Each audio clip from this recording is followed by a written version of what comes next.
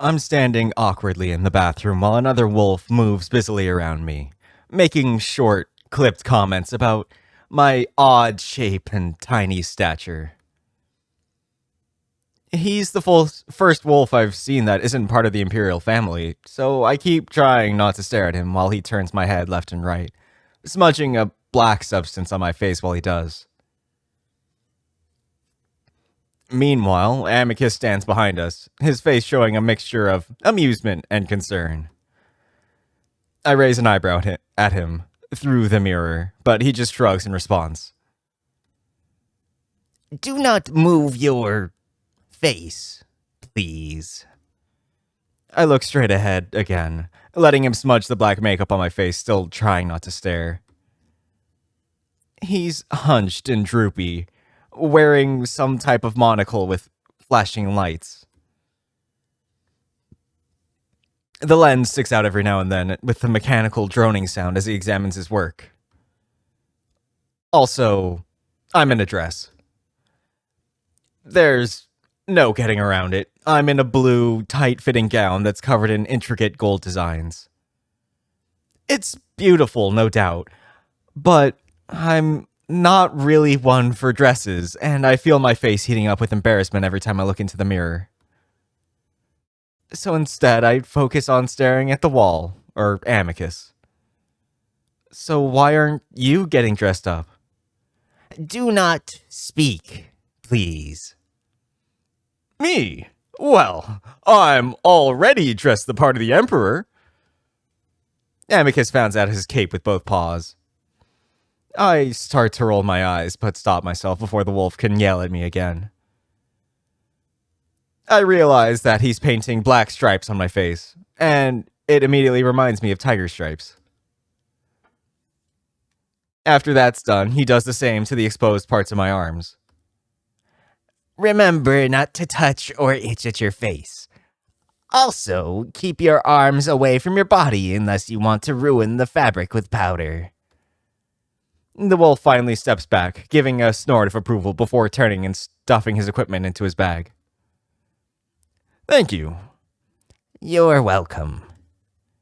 And with that, the old wolf hurries out of the bathroom, leaving the two of us alone. I stand there for a moment, staring at myself in the mirror, feeling like a circus attraction. I look awful. Amicus coughs and steps up quickly, resting upon my shoulder. You look very good, actually. Very elegant. I look up at the wolf and see him smiling at me. I don't know if he's just trying to make me feel better, but then again, I suppose wolves don't really have any idea of what human beauty standards are. I look at the black stripes on my face. Are these tiger stripes? Amicus raises his eyebrows. Yes, actually. You have tigers on Earth. Yeah. Is this, okay with them? Not offensive? It looks like a joke. Offensive? Why would it be offensive? We're honoring Mira with this dance. If you're sure. Of course I'm sure. And you don't look like a joke. You look like a strong, beautiful Hindo tigress. I sigh again, still awkwardly holding my arms away from the dress, feeling stiff. When does this all start? Well, for me, in about 20 minutes. But for you, another hour or so. Alright. Anything I should expect before it starts? Not much. The triumvirates will be watching through video link, so only Kato will be there to judge. Oh. Keep in mind that it will all be televised live to the rest of Adastra, so... Amicus sees the look on my face. Maybe I shouldn't have told you that. All of Adastra! Live? Don't worry, no one will actually be there in person, so just... pretend, I guess. Why did you just tell me that? Well, I had planned on you watching the first half of the trial in the dining room. You'll know how everything is going until it's your turn. I swallow hard. I didn't mean to keep it from you, I just thought you might know this would be the case. The entire moon pays very close attention to these trials. He's right. I guess I sort of did assume that would be the case. But now that it's actually happening, I feel like I'm gonna pass out. Maybe I'll get lucky and it'll happen when Mira dies during the dance. Listen, you'll be fine. We'll win this, and before you know it, I'll be Emperor, and our problems will be over. Again, the idea of having my way home all but guaranteed in the next hour. It reminds me of the thoughts I'd had last night. So, when I do get home, is that gonna be the last time I see you? The corners of Amicus's mouth twitch down in a frown, but only for a moment before he smiles again. Well, I suppose that's up to you.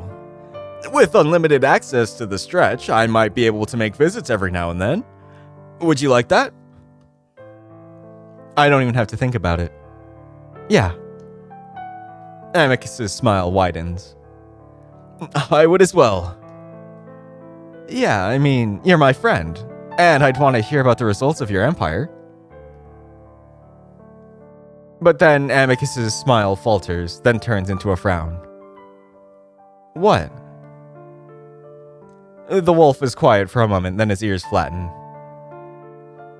I forgot the reason you're here in the first place. For a moment, I don't know what he's talking about. Then I do. We're not even supposed to know each other exists. This whole thing is against the law. Oh. So I guess we wouldn't be able to do that, huh? Amicus bites his lip, then shakes his head. We'll figure it out. But now is not the time for that. We have a trial to win. Amicus turns to me and, after a little hesitation, pulls me into a quick side hug, carefully avoiding the black powder on my arm. We'll talk more afterwards over a celebratory dinner, alright? The absolute confidence and reassurance in Amicus's voice calms me just a little, and I manage a small smile. Alright. Good. And, little more celebration after that, if you get my meaning. I had almost forgotten about that. Amicus. If you want. Amicus chuckles before his ears perk up, his personal calm talking to him in a quiet, babbling sound. Alright, that's my cue. Head to the dining room if you'd like to watch. Otherwise, Calm will tell you when to leave for the throne room, alright? I nod, and Amicus gives me one last pat on the shoulder before turning away. Good luck. I know you're gonna do great. Amicus waves at me before walking out the door, leaving me alone to wait. I move to the bed and sit down, carefully resting my arms out to the side, wishing that they'd applied the makeup a little closer to the dance so I didn't have to walk around like a scarecrow. I realized pretty quickly that sitting here in silence is only making me more nervous, so I slowly get up, making my way to the main hall. As usual, the halls are empty. The only people living here are the Imperial siblings, Kato and Neferu. The old makeup wolf is the only other person that I've seen over the past 2.5 weeks that I've been here. It makes me think that I still want to see the city before I leave. If I leave. I block that thought from my brain, trying not to think of what might happen if these trials go poorly for us. Instead, I try to let the bright sunshine and fresh morning air calm my nerves. Eventually, I make my way to the dining room, and when I look in, I see Alex sitting on one of the beds. His ears perk up as he sees me, eyes widening in surprise. Oh, hello, Marco. How are you? He stares at my face, then down at my costume. I feel myself turning red, and I desperately wish that I had stayed in Amicus's room. I'm able to swallow the embarrassment down for now, though. I know Alex pretty well, after all. Where's your costume? At this point, I feel like I'm the only person being made to play dress-up. I sit down on the middle bed, not wanting to be directly across from the cat where he'd have to stare at me. Should I be in one? I shrug. I don't know. They put me in one, obviously. Obviously. And the powder, too. I glare at Alex. I mean, you look good. Very bold. So why the hell aren't you dressed up as Mira? We're doing the same dance, right? Well, yes. Though, Cassius instructed that I be in my underwear. Actually, I think I'd prefer your situation. Sure. Seriously? You think I want all of Adastra seeing my naked torso? Alex hugs himself, shuddering. It's so embarrassing. I sigh and sit back on the bed, only now noticing that Cassius is on the screen, playing some sort of brass instrument that looks to be vaguely in the shape of a French horn. It sounds nothing like one, though. The volume is low, but I can hear the raspy, sputtering sound it's making. Not pleasant to my ear, but then the idea of what music and dance is seems to be very different from Earth. Well, I'd prefer to be being half naked. And if this is my introduction to the moon, why am I all covered up like this? I'm pretty sure they'd rather get a better look at what I actually look like. But as I'm saying that, I wonder if maybe that's why Amicus had me so covered up. The dress looks very good, actually. It's the makeup that surprises me. I suppose it's very Wolven to do something like that. I look at Alex, frowning. Wolven. Is this offensive? Maybe just a smidge. But not to the wolves, so you have nothing to worry about. The Hindos don't talk to Adastra anymore. Oh my god. I want to bury my face in my hands, but I can't with all the makeup on. On top of that, it's all starting to itch. This is so stupid. Alex chuckles. It really is. The wolves are so obsessed with spectacle and drama, which is why the trials are used instead of elections. Or even just sound judgment from a council. Alex gestures up at one of the screens. It's an Adastran holiday right now, so everyone can watch this. Cassius has finished his little song, standing up and bowing. Along the right edge of the screen, 5 little boxes pop up, each one containing the faces of 3 wolves sitting solemnly side by side. Though, in a way, the people are having a role in choosing their emperor here, with their elected triumvirates making the decision. But then I don't understand why song and dance should apply. So, why would Cassius and Amicus campaign if they're just going to be chosen through these trials? Well, if the decision isn't clear, then why not choose the wolf that has the most popularity with your people? It increases the chance of re-election. Amicus suddenly appears on screen, sitting down, a spotlight on him as he begins to blow into the same instrument. Again, that raspy blatting sound that would make me cringe if it were a human instrument at a human concert. I have No idea if he's better than Cassius or not. And general popularity is good to have anyway. Happy people is usually a more peaceful and easy to control society. So, Amicus is at a disadvantage then. Unless he clearly outperforms Cassius. I sigh, watching as the wolf's cheeks puff up each time he blows into his little horn, his eyes almost crossed with effort. I guess you elect your officials? Yes. So does most of... I find myself almost saying the name of my planet again. It's harder and harder to keep this secret from Alex, especially as our relationship has become more casual. Our tribes. At least I think that's what they are on the Simian planet. I just have to hope that Alex doesn't actually look it up. But he continues on like he didn't notice my pause. Like he always does. Anyway, despite the competition, I still consider you a friend. And I hope you feel the same. Maybe we can have lunch in the garden soon, no matter the result. Yeah, let's do that. Wonderful. We sit in silence for another 10 or so minutes, watching as Amicus finishes his horn playing. Then Cassius takes the spotlight again to begin singing. It's actually just howling.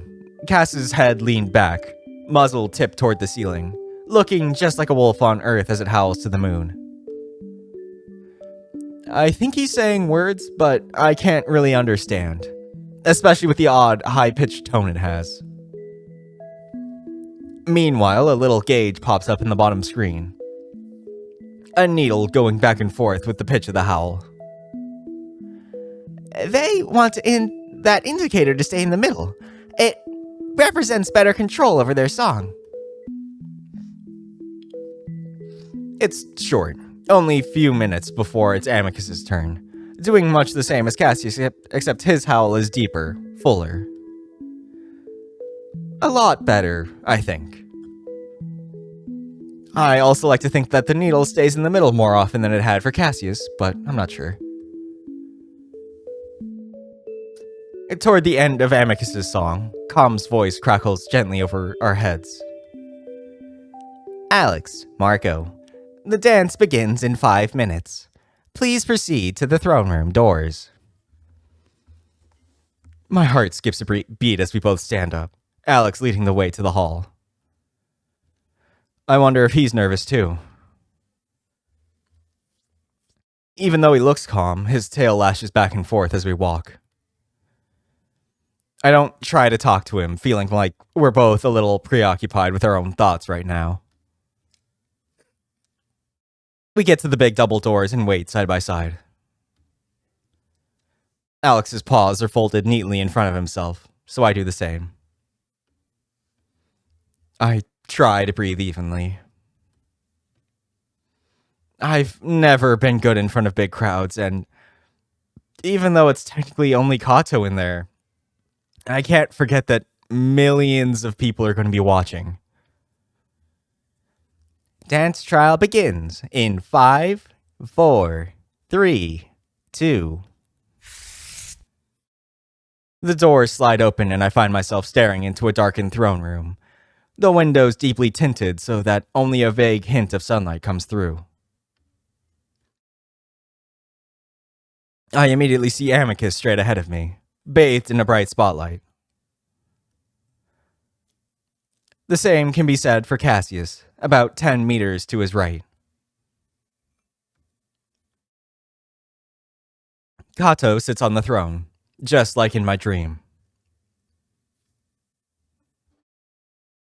I also notice Virginia and Faru sitting next to each other on one of the benches. That alone makes me even more nervous, but then a voice comes over the PA. Not calm, but someone else, sounding old and frail. Presenting Pet Alexios from Moon Amorpha and Pet Marco from Planet Simia. Amicus and Cassius reach out one paw, and Alex starts to walk forward on his toes, looking light and sophisticated. I quickly follow suit, trying to sort of mimic his walk. I never practiced my entrance with Amicus. I start to wonder if I'm even more underprepared than I thought I was. No time to think about that now. I do the best that I can with my stupid, prancing walk before coming to a stop in front of Amicus, reaching out a hand to rest in his big paw. He smiles reassuringly down at me, and for some reason his presence makes me a little less nervous than I had been while waiting for the trial to start. We stand there, quietly for a moment, but then that old voice starts up again, but now it's in a howl, high, wavering, and faint. Explorant adverviro. He starts to recite the story in the same howl, but it's hard to hear. And now that there are words... Wait, I can't understand it. He's speaking... Oh, fuck. The link wasn't translating the song. Immediately, I start to panic as I see Amicus raise up his paw. I probably have a look of horror on my face because his reassuring smile has turned into a frown. Jerkily, I raise up my hand up to touch into the wolf's paw. Oop. What? I'm falling apart. What the hell? Jerkily, I raise up my hand to touch into the wolf's paw, trying to stay calm. I can do this. Sure, I attached a lot of the movements to the words in the song, but I remember the order of the poses. I think. Still, the unexpected blunder has me flustered and stumbling, my movements hesitant and definitely unelegant. I'm so frazzled that I don't really have time to dwell on the fact that Alex and Cassius are doing the dance at the same time. Are we competing for Kato's and the watching triumvirate's attention? I try to stay focused on Amicus, watching his movements, hoping that I might remember enough of his cues to get through all of the movements correctly. My falling apart must be affecting Amicus as well. His brow furrowed in confusion, his movements also becoming slower, more hesitant. Fuck. I think I feel sweat running down my face, probably turning my striped makeup into a streaked mess. Several times I'm caught staring at Amicus, unsure of what to do until I look over at Alex to see what he's doing. The cat looks totally in his element, stretching and elongating his body luxuriously in tandem with Cassius. The wolf isn't bad himself, taking the clear lead in the dances as he dips and sways with Alex's body. Meanwhile, I fumble around with Amicus, watching as the powder on my sweaty arm smears on his fur, leaving long black smudges on his chest and arms. Finally, we get to Mira's death, and at least I know when this is supposed to happen because I see Amicus reach out dramatically for me. This is the only moment in the entire dance that I feel confident in what I'm doing, and I put everything into my swoon. But so does Alex.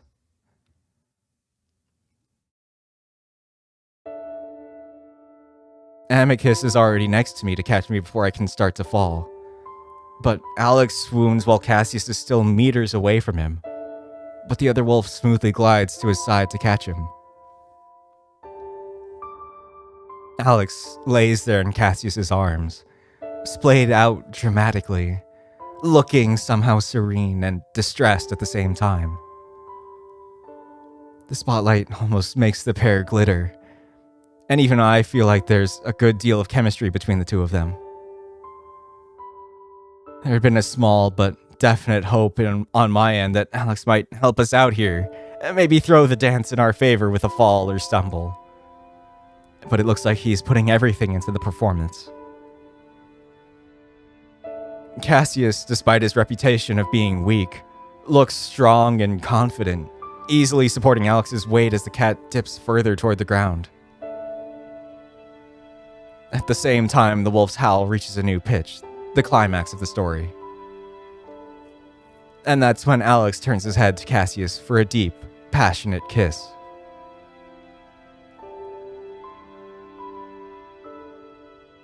Even though Mira's supposed to be gone at this point, Alex reaches up to caress Cassius's face, pulling him in deeper. Meanwhile, their bodies pressed closely together, Cassius very clearly grinding his hips against the cat's, the paw that's not supporting Alex instead running up his thigh, before dipping under Alex's underwear, pushing it up until most of the cat's thigh is showing. And they just writhe against each other like that, as if caught in the throes of passion, the movements of their muzzles telling me that a lot's going on past those lips. The entire act stuns me, almost making me forget about the disaster that our own dance had been. Cassius turns, carrying Alex with him as he faces them in the other direction, never breaking the kiss. In fact, their groping and grinding getting even more intense. He's giving everyone a good view of what's happening. If the whole idea of the dance is to capture attention and make the story and feelings believable, well, I believe them. In fact, I believe there's a lot more going on between the two than I'd originally thought. That might explain why Alex wouldn't want to hurt Cassius's chances of being emperor. Maybe my hopes that Alex would help us were completely naive. And that's when I'm suddenly snapped back to reality as I hear Amicus grunt above me. I'd been so enamored with Cassius and Alex's kiss that I'd forgotten of our own. Seeing a preview of what I might have to do with Amicus, though. I blush, steeling myself, getting ready as the wolf starts to lean down toward me, his lips puckered up slightly. I ready my own lips, but then suddenly Amicus turns his head to the side slightly, landing the kiss on my cheek instead. It's soft and fleeting, and before I know it, Amicus is pulled back before gently lowering me to the cold marble below. I recognize the word Adastra in the howl before everything goes quiet. I hear Alex getting up just a few feet away, so I do the same, Amicus quickly hurrying over to help me up in my dress. It's only then that I see the various drones floating around above us, the attached lenses making me realize they're the cameras. I quickly duck my head, not wanting the people to see the smeared, offensive makeup on my face. Amicus holds me close to his side, not saying anything, thankfully. Cassius continues to look straight ahead, and I can see Alex glancing at us, looking confused. Then Calm's voice. The triumvirates have made their decisions. Lupus, Cassius. Ad Rote, Cassius. Lux, Cassius. Gebby, Cassius. Tricelli, Cassius. Adastra? The camera drone swivels to focus on Kato. He shifts on his throne before grunting out his answer. Cassius. The trial has been decided. Cassius is the victor. There's a moment of stunned silence. Then the windows untint, and the camera drones lazily drift away up into some ceiling compartment. I'm left standing there, looking around at the others. Kato is walking down the steps from the throne, in the direction of Cassius. Meanwhile, Virginia is whispering to Neferu behind a fan she's casually waving into her face. Cassius is petting Alex's head, murmuring to him under his breath. Finally, Amicus stands awkwardly to my side, not even looking at me, his paws behind his back and his eyes on Kato. I suddenly realize how stupid I look. Can I go change?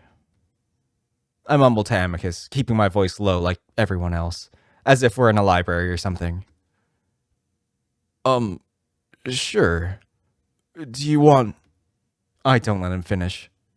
I'm walking as fast as I can to the double doors, knowing that everyone's eyes are on my back as I pause to touch the black panel. Once I'm in the main hall, I'm able to breathe a little easier, starting to feel the anger coming up through the absolute humiliation. I don't know exactly what I'm angry at. Not Amicus, even though he maybe should have had an idea that howls don't translate. Not Kato or the Triumvirates. They made the right decision. I'd been a complete disaster out there. I guess I'm just mad at this whole system, that the responsibility of getting home rests on me just as much as the guy that got me here in the first place.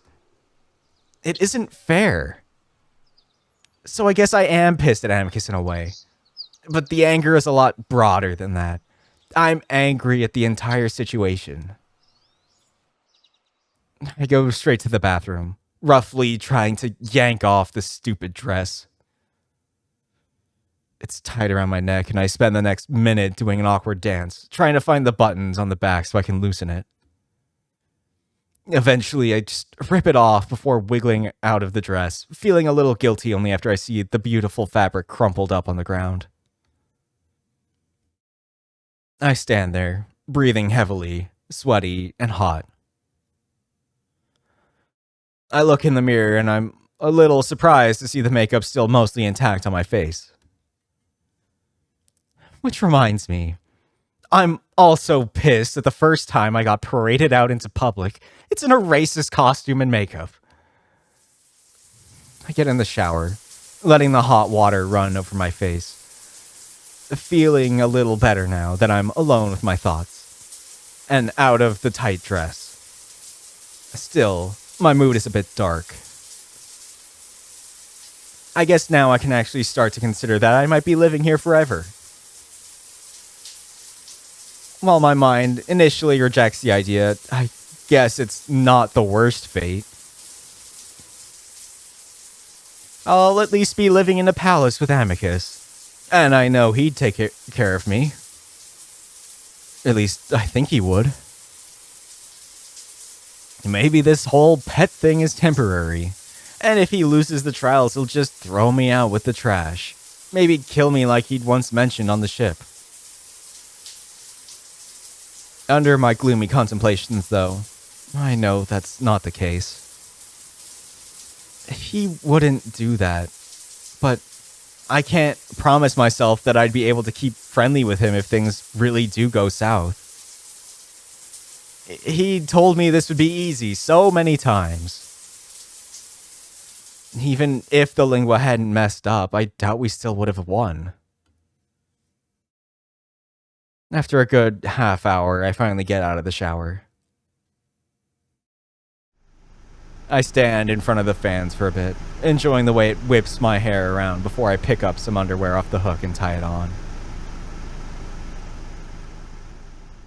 I'm pretty fast at doing that now, not even having to think about it. Finally, I open the door. The cool air that rushes in is refreshing after such a hot shower, but I'm immediately treated to the sight of Amicus walking away from the door, probably in the middle of pacing. He immediately turns around at the sound, though, his eyes wide. Hey, Marco, how are you? Great. I walk over to the dresser, opening the one that's full of children's robes. Really? Sure. I hear Amicus huff behind me. Please, I don't want to deal with that mood of yours right now. I just want to talk. That's fair. But him telling me to stop sulking is just making me sulkier. You know, I would have loved to just talk like a week ago about this stupid trial. Imagine how much better it would have gone if I actually memorized the dance rather than just following cues from you in the song. I whip out a robe. Which, by the way, isn't a song. You always make fun of Earthlings and our primitive ways, but at least we actually have a variety of music. Oh, and we can actually sing, not those creepy howling sounds that sound like you're dying. Amicus frowns at me, his ears flat. You're upset. No! What made you think that? Stop it, Marco. I'm just as upset and disappointed as you probably are. Was it the cameras? Maybe Kato that made you nervous? What happened? I'm quiet for a moment as I start tying on my robe. Then suddenly Amicus's paw reaches out, grabbing my right hand and yanking it away from my clothing. What? What happened to your paw? I look up and see the wolf staring at at the palm side of my hand with wide eyes before turning it this way and that. What? Your skin, it's bunching up. Are you having a reaction to the powder? I stare at him, confused before pulling my hand away to look at my pruny fingers. No. I was just in the shower too long. My skin does that when I'm wet for a long time. I've never noticed that before. You take short showers. The wolf frowns at me, then snatches my hand up again to stare at the fingers in fascination, even as I try to yank it back. At that point, I feel my mood about to take a turn in one of two directions. Either exploding at Amicus in frustration and anger over everything, or just laughing. I find myself doing the latter, chuckling at first before letting out a loud guffaw. Amicus gives me a strange look, finally letting me go. Are you sure you're alright? You're worrying me. I sigh as I finish tying on my robe before flopping back onto the bed, hands above my head as I let the pleasant, cool air drift from the ceiling to the blanket my body. I know I'm gonna get cold in a few minutes, but for now it feels good. Remember how you said the lingua has trouble translating some things? Yes, I hear the wolf pause as he figures out what went wrong. Heard nothing but wailing Latin in that howling noise. I had no idea what I was doing. Oh, gods. There's a heavy thump, and I feel the mattress crater and tilt sideways a bit as Amicus sits down next to me. So yeah. Marco, I'm so sorry. I didn't even contemplate that possibility. It's fine. I don't think either of us could have. I mean, I've listened to music from the Cats before, and I've never had an issue with lyrics translating. I shrug. I don't know. Doesn't the lingua try to understand intention too? Maybe I'm meant to hear the true language when you guys sing. It was happening while you were doing your song, even though I didn't realize it then. Oh, you heard me sing? I can hear the embarrassment in Amicus's voice. Yeah. It sounded fine, honestly. I was just being a dick earlier. I know. But still, I'm tired of you trashing on human culture. I know. And I knew that makeup was offensive, by the way. I looked like an idiot for all of Adastra to see. You looked good. I turned my head to the wolf. Oh, really? Fumbling around like an idiot with no clue what he's doing looks good. Amicus stays quiet this time. I stare back up at the ceiling. I guess at least I'm keeping up the dumb primitive ape act, right? Amicus just sighs, getting up. I watch as he slowly walks over to the sofa to sit down.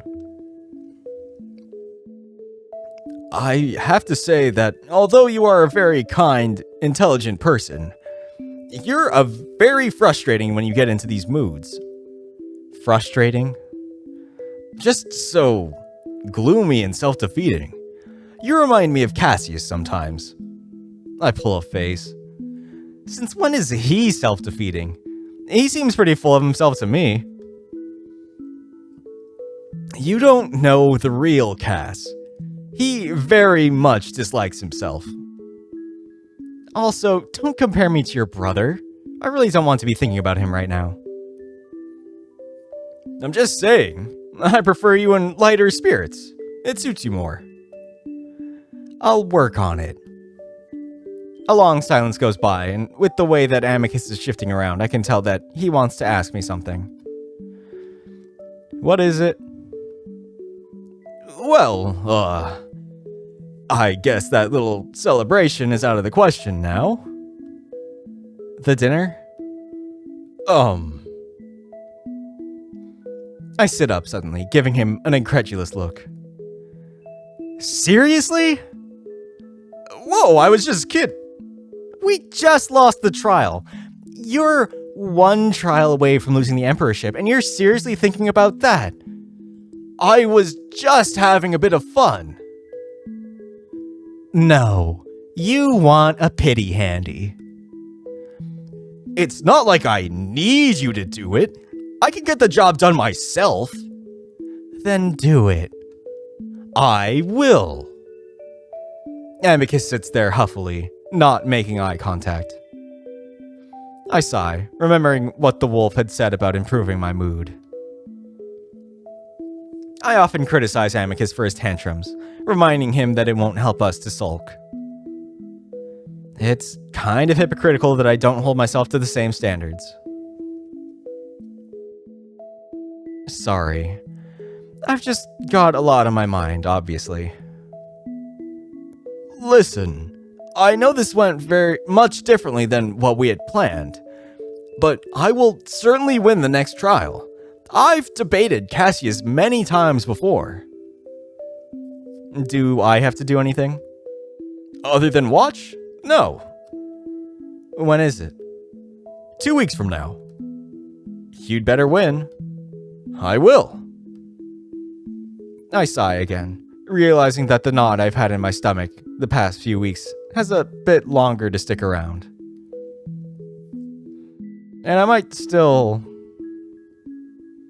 I make a jacking motion in the air. Later on. I'm just not in the right state of mind right now. I understand. It was too early to make light of things. Though, maybe we could do something else that would make us both feel better. Something else? Yes, like, I could just... hold you? Amicus's voice gets uncharacteristically high on the last word. Hold me. I repeat his words. Why would you want to do that? Well, companionship is part of pet duties, and holding or embracing is often how it is expressed. It might also be comforting to you considering how stressful the past few hours have been. Again, that hopeful look, and again, I actually feel bad for him. How lonely do you have to be to just want to cuddle someone? But at the same time, I want to. I might not want to admit it, but I've also been lonely these past 3 weeks, emotionally and physically. Also, I've really liked our short hugs, so a longer one. Trying not to look too eager myself, I sigh and stand up. Amicus's ears immediately perk up in happy surprise. He leans back, legs together, waiting as I walk up to him. Do you... I sit down in his lap, a little awkwardly at first as I wobble around, then finally settle on turning sideways, knees drawn up as I lean my shoulder against his chest. Amicus pauses, then wraps his arms around me. Despite the awkward start, I'm amazed at the way I just sort of fit against the curve of his body. His big, furry arms envelop me, and I feel the muscle tighten briefly before relaxing. His soft stomach cushions against my side, making it feel as if I'm leaning against a big, furry, but firm waterbed. His chest is broad and thick, propping my head up comfortably as he scoots his butt out a bit to help us better recline. Then he tucks my head under his chin, and just like that, I'm surrounded by his warmth. The cold that had started to bite at my bare skin dissipating immediately. I feel a little thrill in my chest at the feeling of having this wolf, so large and powerful, hug and cuddle me so gently. Something about that is so nice. Amicus just holds me in silence for a while, and I feel his paws shift around a bit, like he's kneading through the robe to the skin on my back. Finally, his deep voice rumbles through his chest and against my ear. Is this all right? Yeah, this is fine. I blush, embarrassed at how much I'm enjoying this. Originally, I just wanted to make him feel better, but he was right about this making me feel better. Amicus rubs his chin down against the top of my head, and I hear him inhale. I suppose this isn't a normal thing to do on Earth? Well, it is if you're dating someone. It's not a usual thing with friends, though. Ah. Amicus paws at me a bit more, making those tiny movements as if he's trying to feel as much of me as possible without being obvious about it. What is dating on your planet? I shrugged, though it's hard to do against the wolf's tight embrace. Just asking someone you like out on a date. Basically, it just means that you like the person and you want to know more about them, and dating helps you do that. Ah, sounds fairly casual. So, how does one initiate dating? I don't know. Just ask them. Give them flowers if you're old-fashioned, but it's pretty casual, honestly. Why are you so curious? It's Amicus's turn to shrug. I always want to be careful about your boundaries. It's easier to do when I understand your culture better. I lean against the wolf, realizing that even though I'd made a complete fool of myself just half an hour earlier, I feel fine. I kind of hope that this isn't the last time we do something like this. Knowing Amicus, it likely won't be. Hooray! We did horribly! Woo! Yeah! As always, thank you for watching. I hope you liked it and I hope to see you next time. Bye!